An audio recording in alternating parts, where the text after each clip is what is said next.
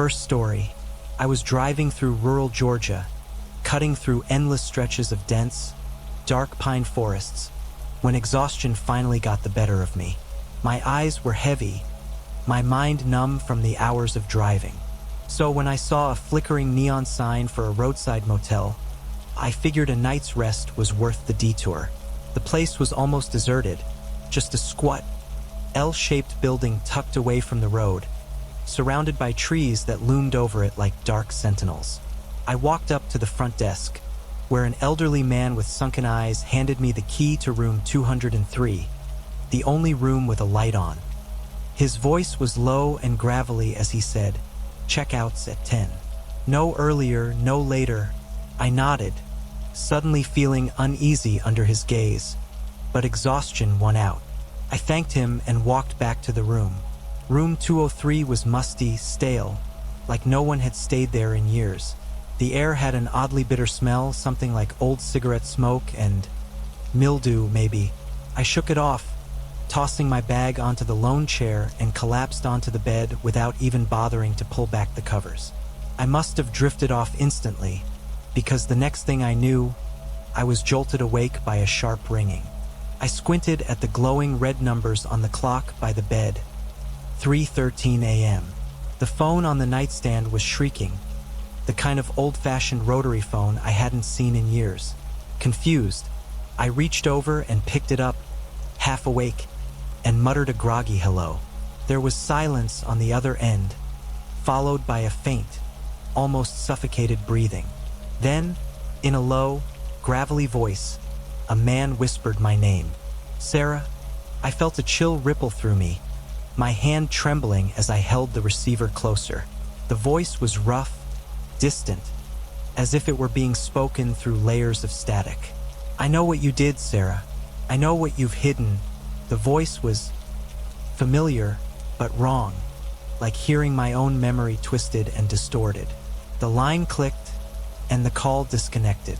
I sat there, staring at the phone, heart pounding in my ears. I wanted to dismiss it, maybe blame it on a strange dream, but before I could shake it off, the phone rang again. With a jolt, I picked it up, but this time I froze. "Sarah, it's me." The voice sounded like my father's, the man I'd buried 3 years ago. "No," I whispered, gripping the phone tightly. "Who is this?" "Sarah, you don't remember. You thought it would go away." The voice wavered, barely a whisper. "But you can't hide forever." I slammed the phone down, my breath ragged, and shot up from the bed, darting to the door. I grabbed the doorknob and twisted, but it wouldn't budge. The lock wasn't stuck, the handle was cold, unmoving, as though something were holding it from the other side.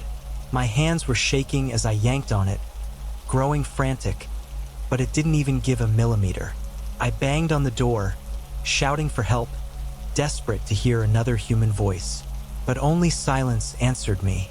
Then the phone rang again. I ignored it, heart pounding, each ring like nails scraping down my spine. The room felt colder now, and I swear I could feel someone watching me, though I was completely alone. Finally, I ran to the window and yanked it open. I climbed through, feeling the sharp, cold air bite at me as I stumbled across the empty parking lot and sprinted to the front desk. The old man was still there, staring at me with an odd calm as I babbled about the calls, about the voice claiming to be my father. But when I mentioned the phone in room 203, his expression hardened. "Ma'am," he said, his voice hollow, "that phone's been disconnected for years. Ain't been a line in room 203 since." He trailed off, glancing around, as if worried someone might be listening. "Since what?" I asked, my voice breaking. "Since the police found, well, a man used to stay there. He'd call rooms late at night, tell folks he knew their secrets, say he'd seen what they'd done. He disappeared. But people say he never really left." He leaned in, his eyes dull but intense. "Folks around here believe he still calls anyone who's unlucky enough to stay in that room alone." I didn't wait for an explanation. I didn't even care to ask if I could get a refund. I bolted out of that motel, racing to my car, and peeled out onto the empty road, praying I could leave whatever haunted room 203 behind. But around dawn, as I crossed the state line, my phone buzzed, jolting me out of my exhausted daze. The caller ID was blank. For a moment, I sat there, heart racing, staring at the screen, willing it to stop ringing. I finally picked up, my voice barely above a whisper. "Hello!" There was a pause, then the faint sound of breathing deep and slow. "Sarah, second story, the photographs at the desert inn motel." We were driving to Las Vegas, Liz and I, to celebrate our second wedding anniversary. It had been a long day on the road, and by the time the sun dipped behind the mountains, I could feel exhaustion setting in. Somewhere in the middle of nowhere, with the desert stretching endlessly around us, we spotted a faded sign. Desert inn motel vacancies. The motel was run down, the kind of place you might see in a horror movie, but it was either that or another 2 hours to Vegas. Liz shrugged, and we agreed. One night couldn't hurt. The woman at the front desk was in her 50s, with dry, sun-beaten skin and an expression that seemed worn by years of isolation. She handed me the key with a slightly trembling hand and said something I almost brushed off as a joke. "Don't open the wardrobe in the corner of the room," she warned. Her voice had an edge of something, fear, maybe. It belonged to the old owner. Some things should be left alone. I laughed it off, but Liz gave me a look, raising an eyebrow. "She's probably just messing with us." "Adds to the ambience," I joked, trying to shake the chill her words left.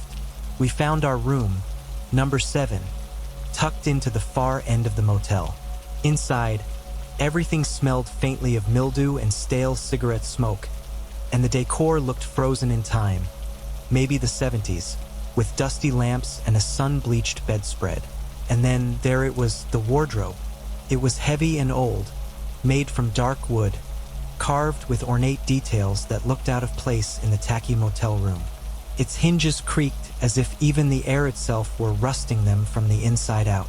Liz set her things on the bed and leaned in close, whispering, "That wardrobe is creepy. I don't know, maybe we should just leave it alone." "Agreed," I said, forcing a laugh. The rest of the room was uncomfortable enough without wondering what was locked up in there. We brushed our teeth, settled into bed, and turned off the lights. At first, I thought I imagined it. A faint sound, almost like a muffled whisper or a shuffle, coming from the wardrobe. Liz must have heard it too because she squeezed my hand, her body tense beside me. Then, just after midnight, it grew louder. The sound was unmistakable. A kind of scratching, like someone trying to move around inside. Liz sat up and looked at me wide-eyed. "Are you hearing that?" she whispered. "Probably just, I don't know, an old pipe or something," I said, trying to keep my voice steady. But deep down, I felt it too, that nagging need to know. After a few more minutes of scratching, curiosity got the best of us. I took a deep breath and crossed the room to the wardrobe, grabbing the handle before I could second-guess myself. As I opened it, I half expected to see something unspeakable inside, but it was empty, save for an old camera resting on the shelf. The camera was vintage, maybe from the 60s, with a cracked leather strap. I lifted it, surprised at how heavy it felt in my hands. Liz, standing over my shoulder, whispered, "Do you think it's still working?" Curious, I held the camera up to my eye, peering through the viewfinder. What I saw made my blood run cold. There were photos stored inside, each one faded, but clearly showing different people lying on the same bed we were sleeping in, all from various angles. I flicked through them, my heart racing faster with each click. "What the hell?" Liz breathed, horrified. The last photo stopped me dead. There we were, Liz and I, curled up on the bed, fast asleep, shot from an angle in the corner of the room where no one could have possibly been. I turned around, half expecting to see someone in that very spot. "Pack your stuff, Liz," I whispered. "We're leaving. Now." She didn't argue. We grabbed our things and stumbled toward the door, our only thought being escape. But as I reached for the knob, it wouldn't turn. I tugged, yanked, twisted, It was jammed, like something was holding it shut from the other side. Then we heard a creak from behind us. I turned around, and my stomach dropped. In the shadows near the wardrobe stood a man, a figure so still it could have been a mirage. His face was gaunt, pale, with hollow eyes that seemed to absorb every bit of light in the room. He looked like a portrait frozen in time. I knew instinctively who he was, the old owner, the man who had vanished years ago, according to local rumors. The camera in my hand suddenly clicked, as if by its own will. The flash lit the room, illuminating his face, a mask of empty, hollow sorrow. And then he moved, his hands stretching out, reaching toward us as the air seemed to thicken. We backed against the wall, helpless, as his hand closed over mine, cold as death. In that moment, the room began to spin, the walls narrowing, drawing us toward the open wardrobe. A blackness more profound than any I'd ever felt pulled us in, swallowing every inch of light. The last thing I remember was the click of the camera, the flash capturing one final image as Liz screamed, her voice swallowed by that unfathomable darkness. A month later, a family passing through Nevada stopped at the desert in Motel. They checked into room 7, hoping for a good night's rest on their way to Las Vegas. But the son, bored and curious, found an old camera tucked away in the wardrobe. When he flicked through the photos, his eyes widened in terror. The final shots showed a man and woman, their faces contorted in fear, looking as if they were about to be consumed by the darkness around them. And if he looked closely, he could just make out the ghostly hand, closing in from the shadows behind. Third story, the man at the window of room 12. I've been a traveling salesman for over 20 years now. I've seen every crack and mile of the old Route 66, from sun-drenched deserts to quiet, empty motels that dot the road like fading memories. I thought I'd experienced it all, until that night at the Sunset Inn. The motel was as run down as they come, sitting lonely off the side of the road, lit by a flickering neon sign that buzzed like an angry wasp. Room 12 was the only room they had available, and the old man at the counter barely looked up as he slid me the key. I was exhausted. The drive had drained me, and all I could think about was the comfort of a soft bed. So I trudged over to room 12, dropped my bags, and fell into bed without even turning on the TV. I was asleep in seconds. I don't know how much time passed before I woke up, but something pulled me out of my dreams. A faint noise, a tapping, soft but persistent. I ignored it, thinking it was just the wind or an old tree branch brushing against the window. But the tapping grew louder, like someone running their fingernails across the glass. I sat up, bleary-eyed, staring at the closed curtains that covered the window. For a moment, I considered just ignoring it. It's late, I told myself. Just sleep. But then it happened again. A sharp, deliberate scrape across the glass, like something with nails was testing the barrier. My heart started pounding. I got up, carefully inching towards the window, half hoping it was a tree branch, maybe a bird. I pulled the curtain back just a little, peeking out, and that's when I saw him. There, standing just outside the glass, was a man. He was tall, gaunt, and his skin looked ashen in the dim light cast by the motel's neon sign. His eyes were the worst part, deep, hollow, and utterly vacant, like he was staring at something 1,000 miles away, or maybe at nothing at all. I took a step back, pulling the curtain shut in a swift motion. My mind raced. Who the hell was he? What was he doing at my window in the middle of the night? Part of me wanted to yell, tell him to go away, but something about his stillness, his silence, froze me. I thought maybe if I ignored him, he'd go away. Maybe he was just some drifter who wandered onto the motel grounds, curious or looking for trouble. But the tapping resumed, sharp, insistent, and louder than before.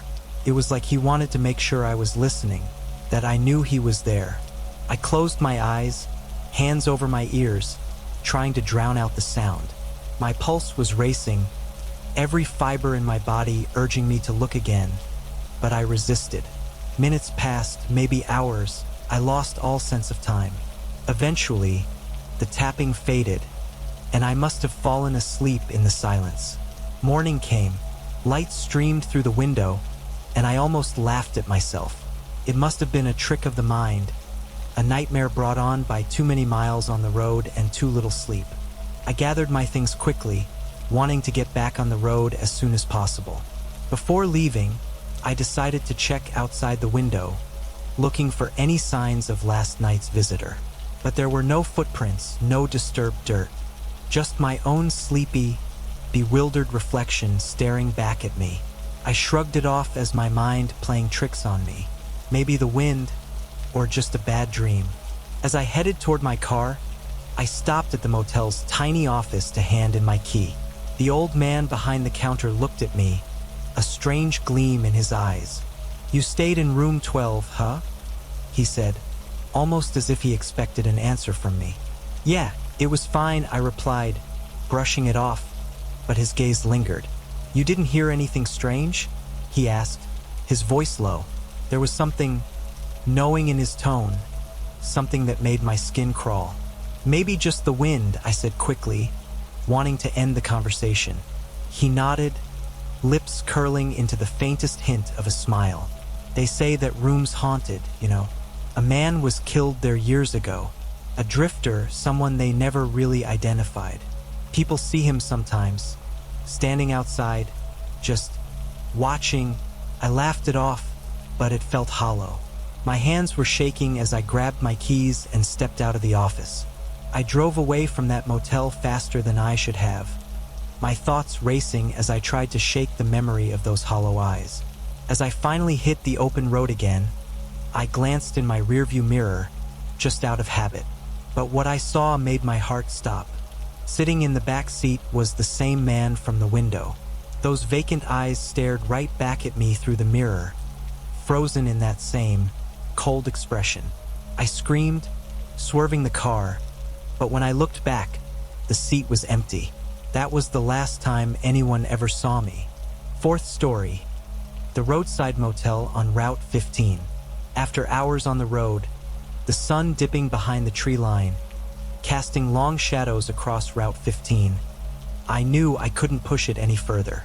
My son, Toby, had fallen asleep in his booster seat hours ago, his small head tilted to the side, his curls damp with the sweat of a long summer drive. I'd been driving for close to 8 hours, my eyelids getting heavier with every mile marker.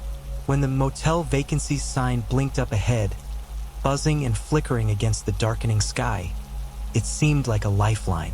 I pulled in, wincing as the car jolted over the potholes leading into the parking lot. The place was every bit as run down as you'd expect from a roadside motel. The paint was peeling off the walls, and the smell of old cigarettes and cleaning chemicals hung thick in the air. But it was cheap and close, and Toby wouldn't mind. He was just excited to have a break from the car. After checking in and grabbing our bags, we trudged down to room 203. Inside, the walls were thin, with faint noises of muffled TV voices coming from neighboring rooms.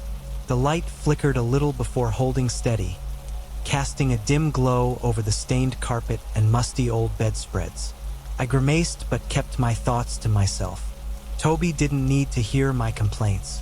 As I tucked him into bed, he was unusually chatty for being so tired. He kept looking over at the door and whispering, giggling under his breath as if sharing secrets. I chalked it up to a mix of exhaustion and the excitement of being somewhere new. He'd always been imaginative. His invisible friend, Faze, had started months back, and he often made up stories. Tonight, it seemed he was having a whole conversation with someone I couldn't see. "Who are you talking to, bud?" I asked, smiling. He grinned back at me, his eyes wide and a little wild. "It's just my friend," he whispered, his little face glowing with excitement. "He wants me to go play with him outside." "Well," I chuckled, pulling the covers up under his chin, "your friend's gonna have to wait until tomorrow. It's way past bedtime." He frowned, glancing back toward the door with a serious expression that was odd for his age. "But he's already outside. He says I should come play now." His voice had a flatness to it, a determination that raised goosebumps on my arms. I tried to brush it off, though a chill ran down my spine. "Toby, it's late. No one's outside waiting for you. Go to sleep, sweetheart." I turned off the light and settled into bed, keeping one ear on the room's silence. But his whispers didn't stop. In fact, they grew louder. He kept glancing toward the door, his eyes wide and glassy as he whispered things like, "But I can't go now, and Mommy won't let me." This back and forth continued for what felt like hours. I got up once or twice, gently telling him to go to sleep, but his excitement was infectious and unsettling. Finally, out of pure exhaustion and the vain hope that seeing the empty parking lot would put his mind at ease, I gave in. "All right, Toby," I sighed, pulling a sweater over my shoulders. "Let's go show your friend that it's too dark for playing." He practically leapt out of bed, beaming. Taking my hand, he led me to the door, his little steps quick and eager. We stepped out into the quiet, empty parking lot. It was almost completely dark save for the lone light near the office casting a weak glow over the cracked asphalt. The shadows stretched and morphed, and I felt a strange, creeping sense of unease. "Where's your friend?" I asked quietly, looking around at the stillness of the night. Toby pointed toward a far corner of the lot, where the light barely reached, leaving a pocket of inky blackness. "Over there." "He's waiting for me," he whispered, as if not wanting to spook him. I squinted into the darkness, seeing nothing but shadow and the faint outline of an old trash bin. "Honey, I don't see anyone," I whispered. "He's there," Toby insisted, his voice growing whiny and urgent. "He's just hiding. He doesn't like grown-ups." A shiver worked its way up my spine. "Okay, Toby," I said, tugging on his hand. "We're going back to bed now. Your friend needs to go home." Toby's face fell, but he followed me, casting one last look over his shoulder before we went back to the room. That night, I barely slept. Toby kept muttering to himself, restless and turning in bed, whispering to his friend, as if he were still right there, just out of sight. My nerves were shot. I kept imagining shapes moving in the shadows outside, every creak of the motel settling like a footstep drawing closer. Around 4 a.m., after yet another murmured conversation from Toby, I sat up, grabbed my phone, and searched Route 15 Motel, along with a few more keywords that would probably seem paranoid to anyone else. But one link caught my eye. A local newspaper article. "Boy goes missing from Route 15 Motel. Last seen in parking lot." My blood ran cold as I read further. The child had vanished from this very place. Last seen walking out of his room late at night, with no trace found. It had been years ago, but the details felt like they were lifted straight from the last few hours. I shook Toby awake, my voice trembling as I whispered, "Come on, honey. We're leaving right now." He groaned, rubbing his eyes, but I didn't wait for him to protest. We gathered our things in record time, and I carried him out to the car, throwing our bags in the back. As I buckled him in, he gave me a strange look, his eyes drifting behind me. "He's here, Mom, in the back seat. He wants to come, too." I froze, my heart hammering in my chest as I turned to look in the rearview mirror. Nothing was there, just Toby, alone in the back seat. But his eyes weren't on me. They were focused on a spot next to him, his gaze following something I couldn't see. Taking a deep breath, I turned on the ignition, gripping the wheel tightly as we sped out of that parking lot and back onto Route 15, leaving the motel's dim lights in the distance. The next morning, when we finally stopped at a rest area a few hours away, I checked the car before letting Toby out.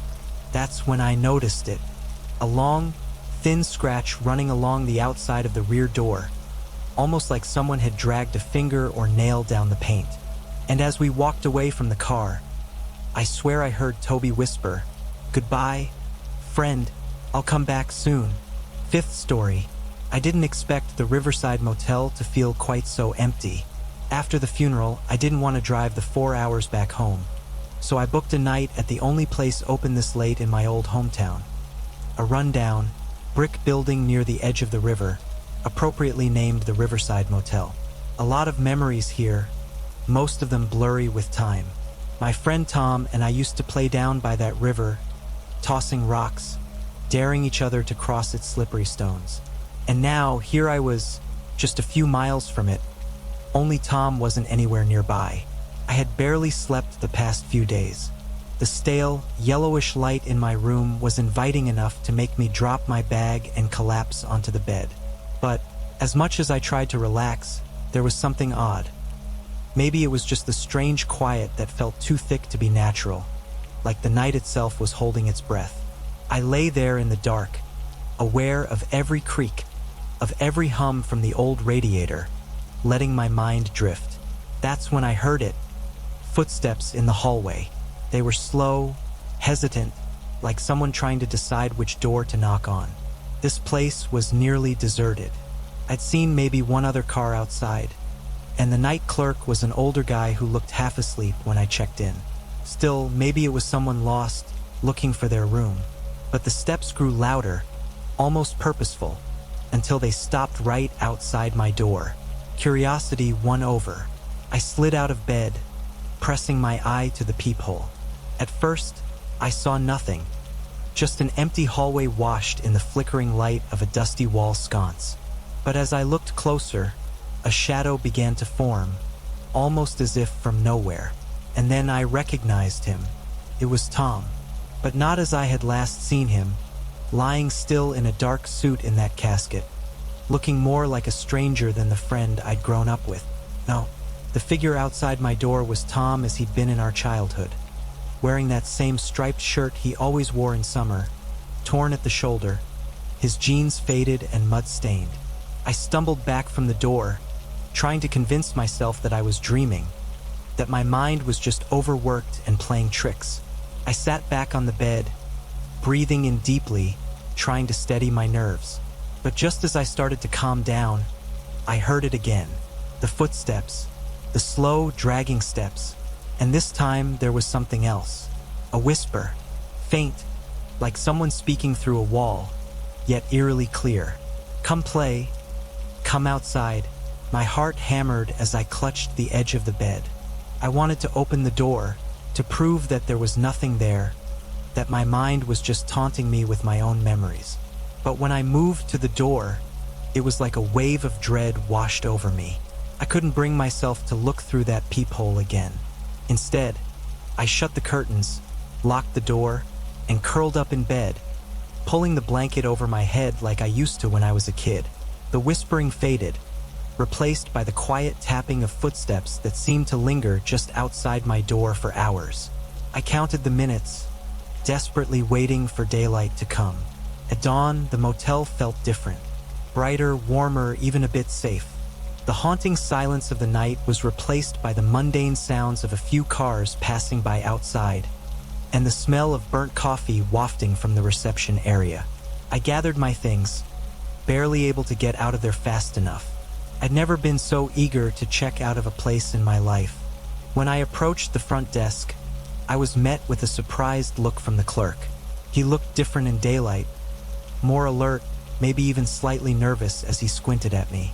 "Morning," I said, placing my room key on the counter. "I'm checking out. Room 12. The clerk frowned, tilting his head as he stared at his computer screen. "Are you sure about that? I don't see any reservation under that name."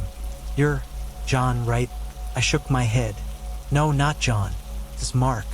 I checked in late last night. Room 12. He looked at me, visibly uncomfortable now, as he muttered something under his breath and typed a few more things. "Strange," he said, mostly to himself. "Room 12's been vacant, and the only Mark I've got on record checked out yesterday morning.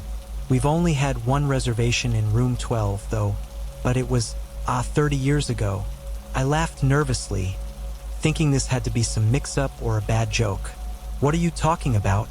He pulled out a dusty ledger from under the counter, flipping through the brittle pages. "See here," he said, his finger resting on an old entry. "There was a man named John, staying in room 12. Same night in October, 30 years ago, the same time as now. He lowered his voice, his expression darkening. John was found dead in that room, right near the bed. I took a step back, my head spinning. None of it made sense.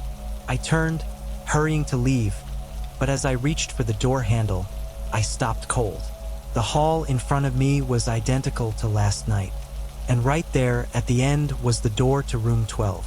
The lights flickered, and the air felt thick again, like I was breathing in something heavy. I could swear I heard the faintest hint of footsteps, slow and hesitant, echoing down that empty hallway.